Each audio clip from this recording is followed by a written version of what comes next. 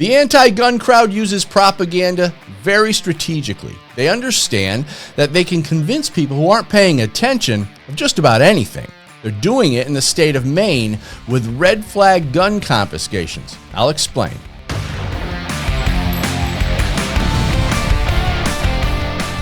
Anti-gun propaganda is created to appeal to those who want to believe that they're being morally and intellectually responsible. It's also created for those who aren't paying attention and tend to be easily misled.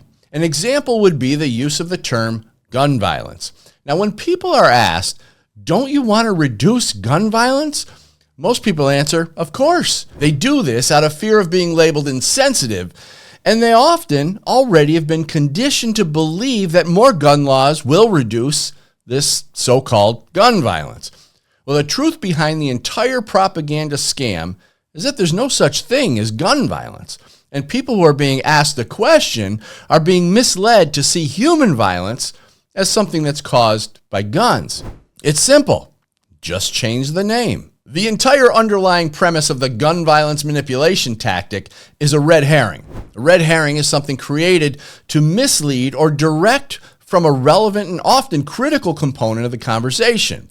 It encourages the person to come to a false conclusion on a topic. In the case of so-called gun violence, the red herring is the word gun.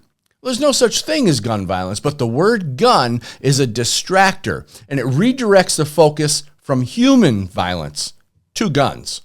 The same strategy is being used in the state of Maine to push for illegal and unconstitutional red flag gun confiscations. Now, citizens are being asked to answer a ballot question. On its face, the question appears to be legitimate, but in fact, the question manipulates the voter in a way that makes it very difficult for them to support the Second Amendment in this particular case.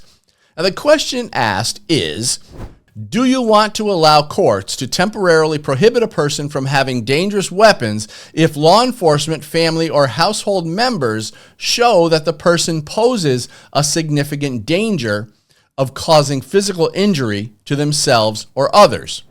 Of course, the question completely evades the fact that red flag gun confiscations are unconstitutional and do not afford the gun owner due process, while taking away the person's ability to defend themselves and potentially putting their lives at risk.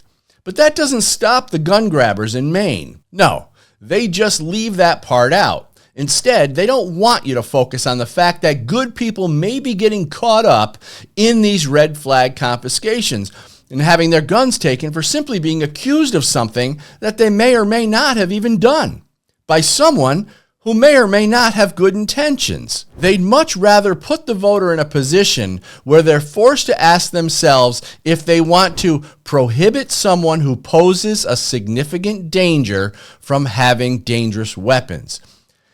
Adding these elements and eliminating the facts makes it easier to persuade people to vote against their best interests.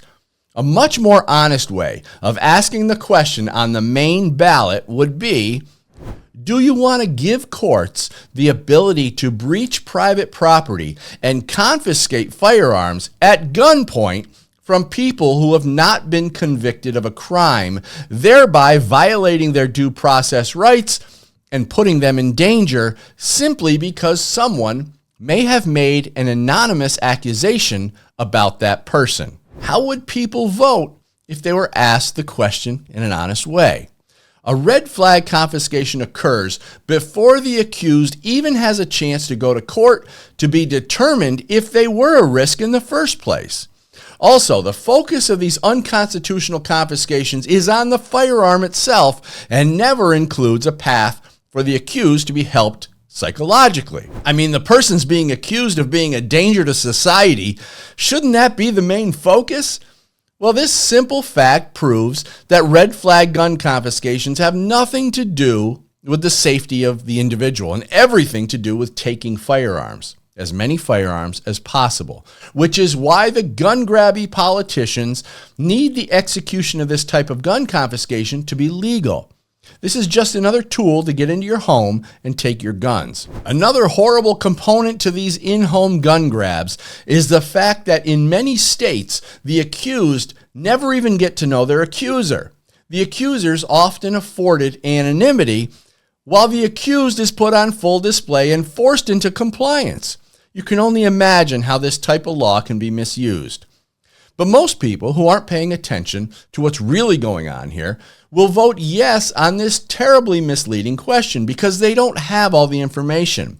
And they're guided to believe something that's not true while being shielded from the heinous components of the infamous red flag gun confiscations. Now, the red herring in this carefully crafted question that asks the voter if they want to prohibit someone who poses a significant danger from having dangerous weapons is the notion that the people of Maine will be safer if they vote yes. Because, of course, the goal is to take guns away from dangerous people, and the idea that government would ever abuse that ability is preposterous.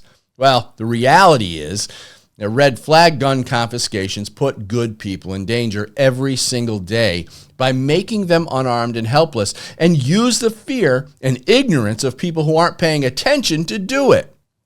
All the while stripping the accused of their Second Amendment, Fourth Amendment, and Fifth Amendment rights under the Constitution.